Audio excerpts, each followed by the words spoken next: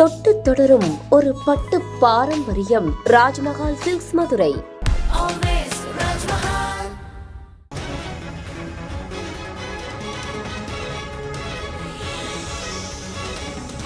பாரதிய ஜனதா கட்சியில் இணைந்த காவல் அதிகாரிகள் இருவர் பணியிடை நீக்கம் செய்யப்பட்டிருக்கிறார்கள். நாகையில் காவல்துறை சீருடை அணிந்தபடி பாஜகவில் இணைந்த 2 உதவி ஆய்வாளர்கள் பணியிடை நீக்கம் செய்யப்பட்டிருக்கிறார்கள்.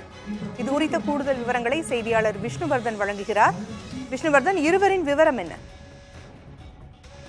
தமிழக பாஜக தலைவர் அண்ணாமலை நாகையில் என் மண் என் மக்கள் நடைபயண பிரச்சாரத்தை கடந்த 27ஆம் தேதி என்று மேற்கொண்டார். கீவளூர் கடத்தெருவில் நடைபயணத்தை தொடங்கிய அவர் நாகை வெளிப்பாளையத்தில் உள்ள பப்ளிக் சாலையில பாஜக தொண்டர் மத்தியில உரையாற்றினார். அப்போது இந்த கார்த்திகேயன் மற்றும் ராஜேந்திரன் ஆகிய 2 SSI அவர்களும் மிஸ்டு கால் கொடுத்து பாஜக இணைவதற்கான மிஸ்டு கால் கொடுத்திருக்காங்க.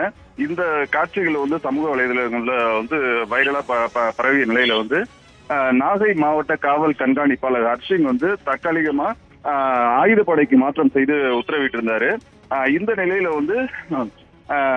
இந்த பிரச்சார பணியில இருந்த வெளிப்பாளையம் காவல் சிறப்பு உதவி ஆய்வாளர்கள் ராஜேந்திரன், கார்த்திகேயன் ஆகியோரும் சீருடையில இருந்தவாறு பாஜக இருந்ததற்காக இவர்களை திருச்சி தஞ்சை சரக டிஐஜி தற்காலிக பணியிடம் நீக்கி உத்தரவிட்டிருக்காரு. பொங்கலொலி, தகவல்களை வழங்கியமைக்கு நன்றி விஷ்ணுவர்தன்.